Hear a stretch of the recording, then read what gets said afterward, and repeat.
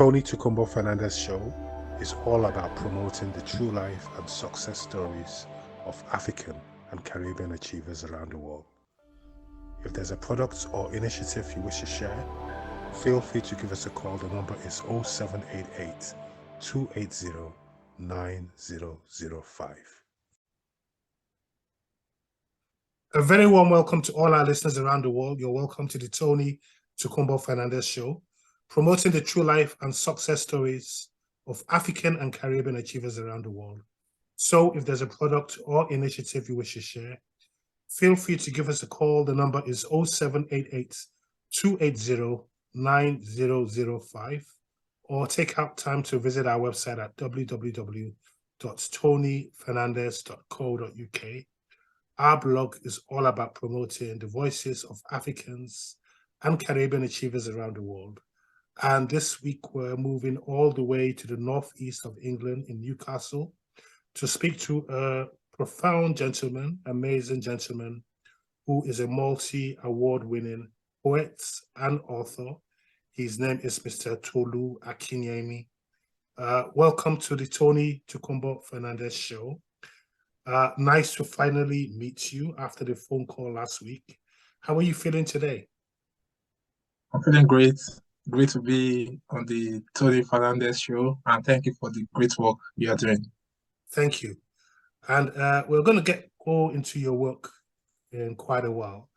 But for the benefit of all our listeners around the world, those living in England and Europe as well, can you tell our listeners a bit about yourself, your background, and the things you're most passionate about in life? Yeah, like you mentioned, my name is Tolu A. Akinyemi, known as Tolutoludo, the Lion of Newcastle. I am a multiple award-winning author and poet. I write in the genres of children's literature, short stories, essays, and poetry. And I am, based, like you mentioned, I'm based in Newcastle upon Tyne. My educational background for bachelor's degree, I studied economics, and for my master's degree, I studied accounting and financial management. And yeah, in terms of passion, my passion is around, supporting good causes. My passion is about impacting lives and showing people that it's possible. Like I always say, if Tolu Akinyemi can do this, anyone out there as well, if you have dreams, if you have aspirations, I want my life to be a form of, inspiration to people that, yes, if this guy can achieve this much in his own field, then they can inspire others as well to go all out for their own dreams too. And we're going to be coming to some of your work soon. You've written so many books, and we'll be talking about 2 of your books today and how our viewers can get copies of those books. But before we go into that, what does poetry mean to you? And what would you say is the role of the poets in the world we live in today? Yeah, poetry carries deep meaning, to me, because with poetry, we can use short bursts of words to, to convey meaningful messages. And for me, poetry is a tool, tool of expression whereby we can communicate our ideas to the world, as with all literary genres. But I think what makes poetry to stand out is the brevity of language. Just, in 10, 12 lines, if you are writing the short stories, you may need thousands of words to be able to communicate those ideas that you can actually, communicate with a few lines of poems. And I think for me, that's what makes poetry stand out. And also the role of the poets in society is that poets are people who see into the future. I always say that writers are spirits. So, but a poet also carries immense power and foresight, because they are able to foretell. And I think from my own philosophy, the writer's place in society is to observe, recount, and document history. And the poet also fits perfectly into that role. Now, because you've written so many books, I think up to 20 books or even more, one thing that really comes to mind is inspiration sometimes. And inspiration varies from poet to poet or writer to writer. I mean, how and when do you get your inspiration? That's a fantastic question. Yeah, so for me, I think inspiration is spontaneous. And as a writer and poet, I feed off human experiences. So we are all, as humans, we encounter different things in life. And at various points in my life, events that have happened around me in society has gone on to be the bedrock of things that have become, poetry collections, short collection of short stories, children's literature, and essays. So, but in terms of inspiration for me, I'm a poet and writer who thrives a lot on spontaneity.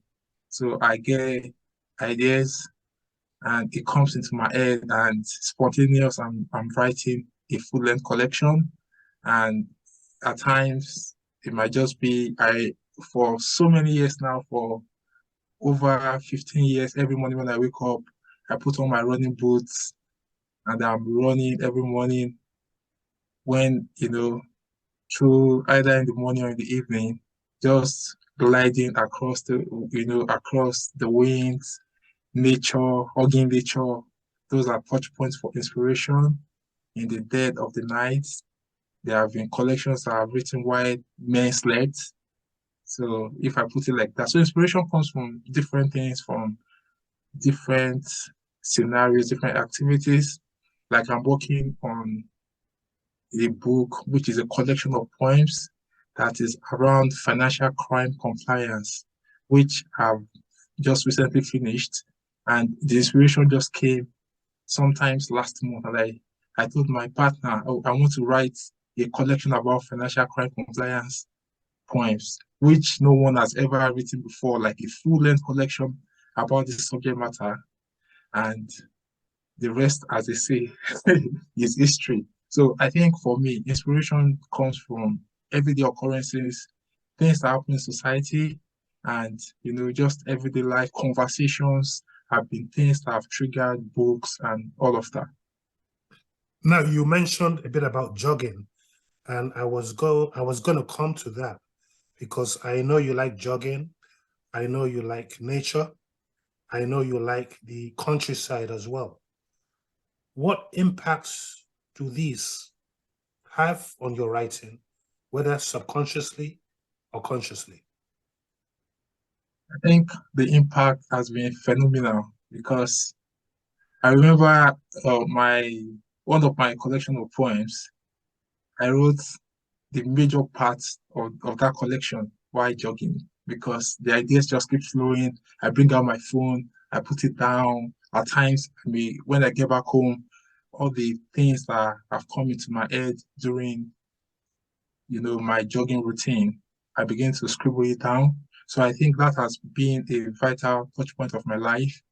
Jogging, traveling, walking, nature, just those have been, really major parts of my life. And this has been like a major part of my life, a ritual that I followed diligently for so many years.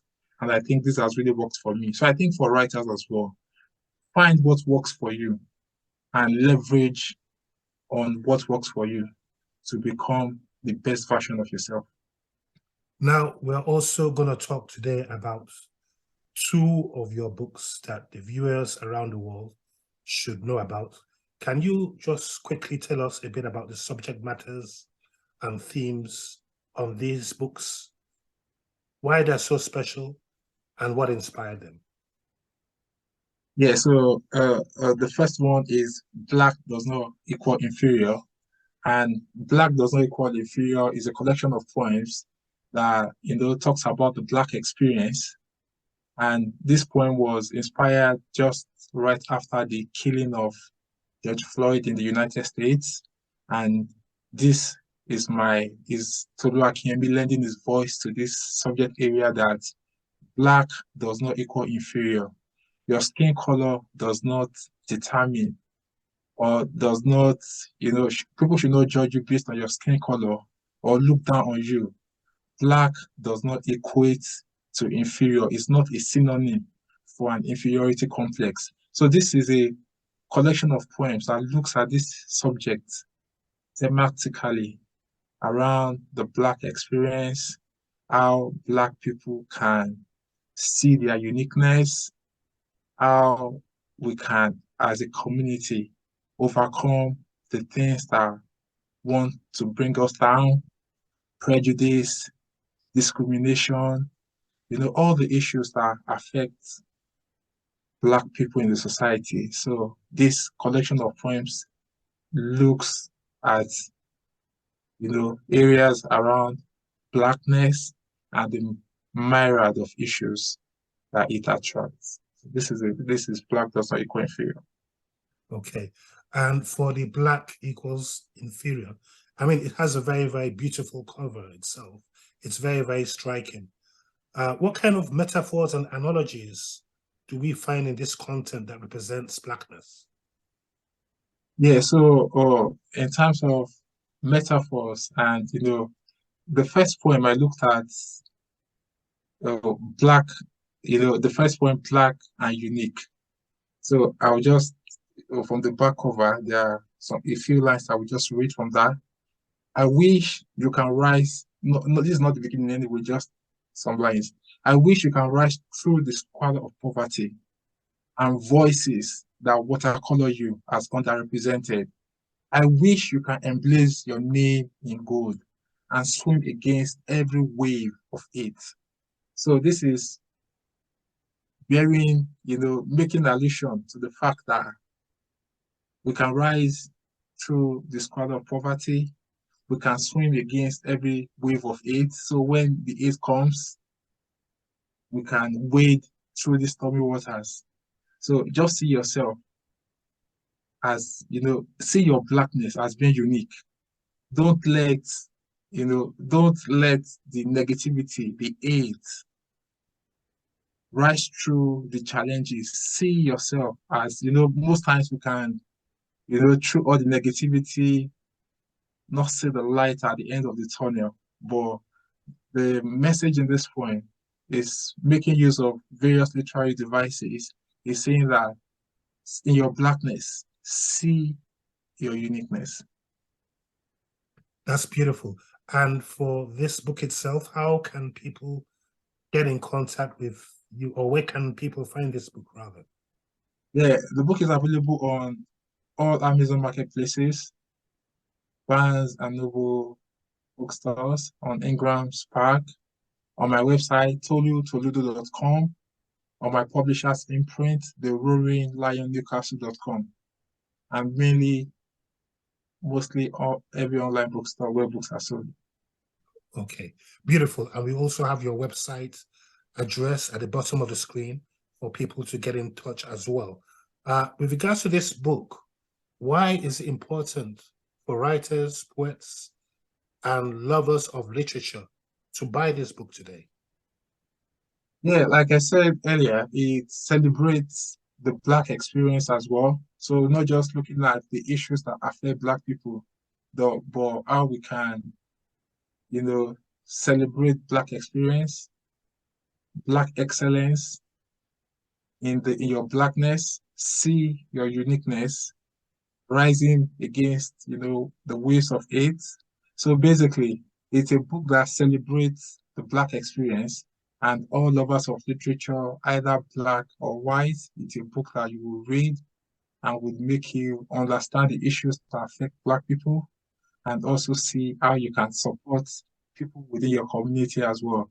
So I think it's a book for all lovers of literature because it dissects the issues affecting Black people and how we can overcome them. That's beautiful. And you also have a second book for us as well.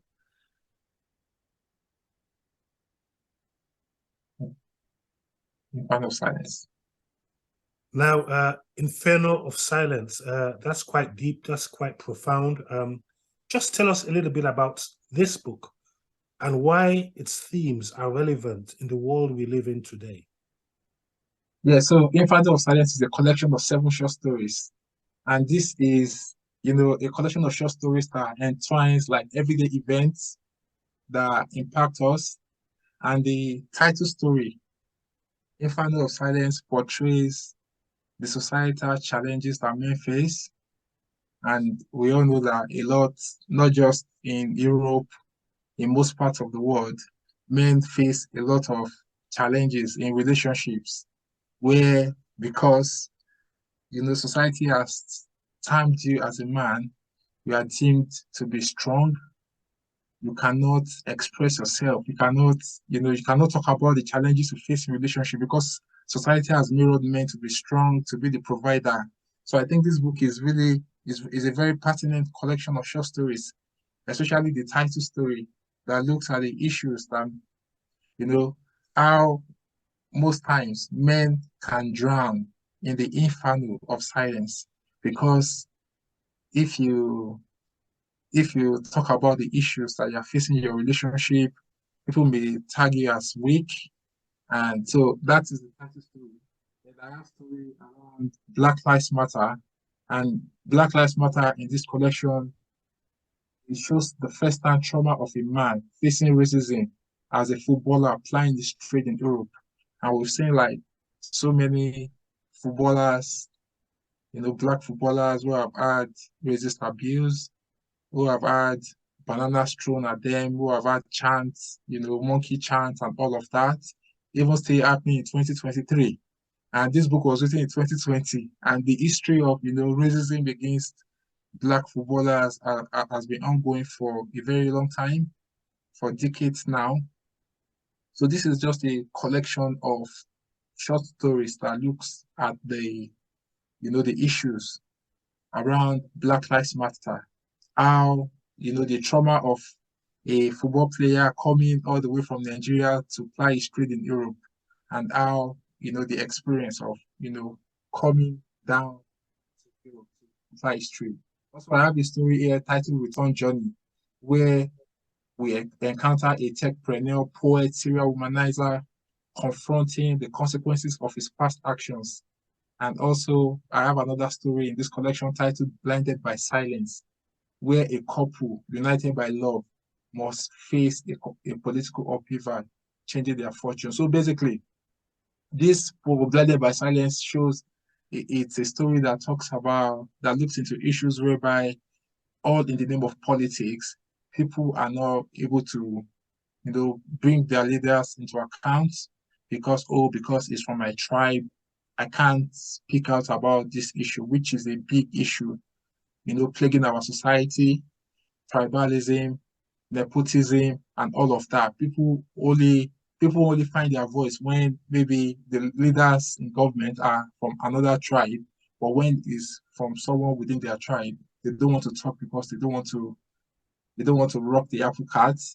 So then I have another story titled Trouble in Umudike, which is a story about family wealth and marriage. And another story here is titled Everybody Don Kolomental. And this is just a story that looks into issues around mental health.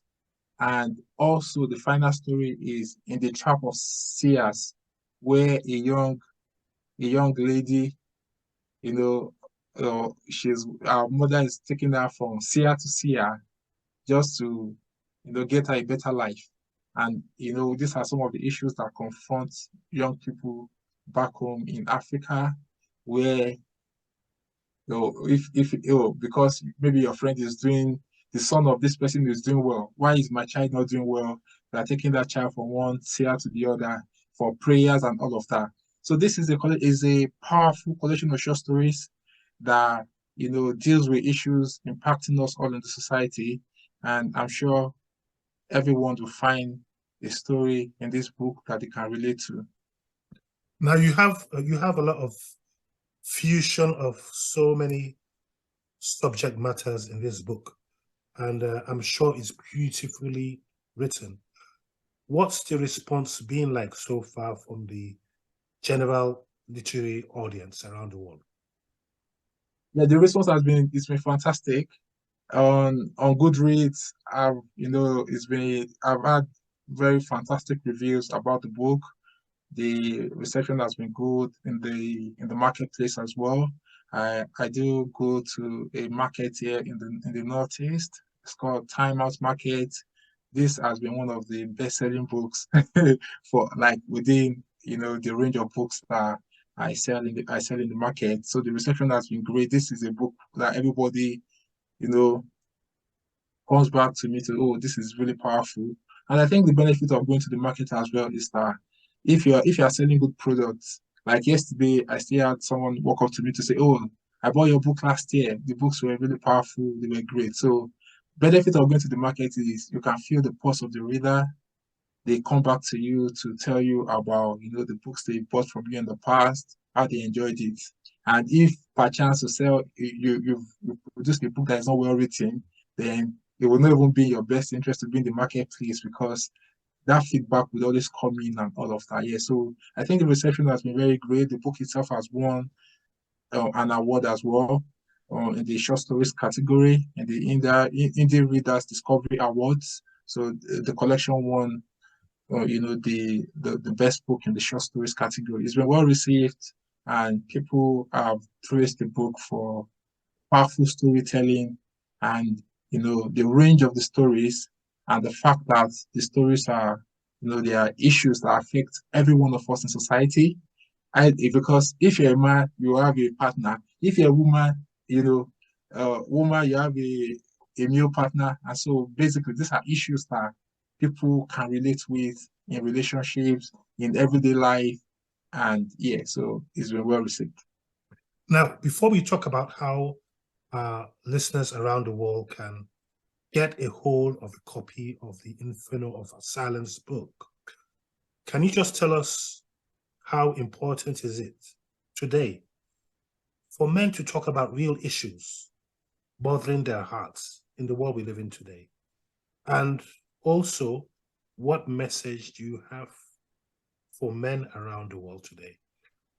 I know it's Mother's Day, but the life is all about interdependence. So let's start about how important it is for men to talk about real issues and the message you have for men listening around the world today. Yeah. I think it's very important for men to talk about the issues that impact them, and is okay for men to declutter the garbage. It's okay for men to cry. It's okay for men to feel, emotional well-being. And so I think as a man, just find a safe space. Find a safe space, a confidant, a mentor, someone you can talk to. Do not die in the inferno of silence. And also, there are also other avenues by which you can tell your stories. You can, you can write them down. You can journal. You can have a diary. You can write books. So there are various ways by which you can tell your stories. Don't, you know, because a lot of people a lot of men are facing challenges. They are facing issues, but they have no one to talk to. They feel they will be judged. If you talk to someone, that person may tell another person your story. So men do not really feel safe talking about their story, talking about the issues they face in relationships. I think it's very important because we also live in a world whereby men are being relegated to the background. So men do not, men's rights are not really amplified.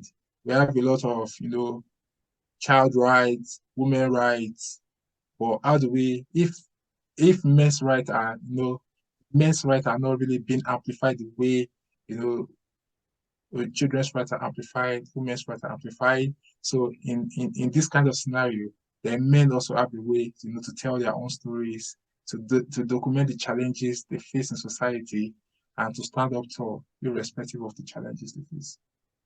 And how can people get a copy of Inferno of Silence? Yeah, so Inferno of Silence is available on all Amazon marketplaces, on Barnes& and Noble, Tolutoludo.com, the Roaring Lion Newcastle.com, and everywhere else where books are sold. Okay, just coming towards the end of the show, what message do you have for all our listeners around the world today? Yeah, I think my major message would be that your dreams are valid. Whatever dreams you have, whatever thing is there to your heart, I always say that time is life. Use it wisely. And time, so this time is a currency that we all have in equal measure. Everyone has 24 hours. So whatever you choose to do with that time, the onus is on you to use it wisely. So whatever dreams you have, whatever aspirations you have in life, go all out for your dreams. If Tolu Akinyemi can write all of these books, then there's nothing stopping you as well to achieve your own dreams in your own niche, your own field of specialization. So that is my message to everyone out there listening to us. And you will agree with me that there's nothing as profound and fascinating for a writer to have that organic feel of selling books to customers they have a one-to-one relationship with. So in case people don't want to go on Amazon and they want to get in contact with you specifically to buy any of those T2 books or any of your books, how can they reach you? Yeah, so Tolutoludo.com, Tolutoludo.com. You can get signed copies on my website. You can pop me a message.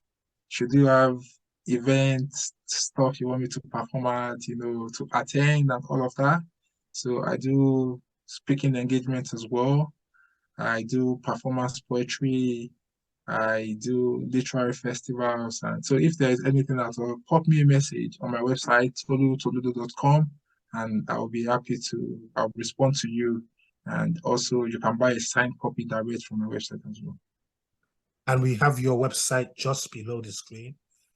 So lovely to meet you today virtually. I know we're going to meet in person quite soon as well, because you also are in the north of England. Yeah. So keep up the amazing work, stay blessed, and we'll talk to you soon. Rah!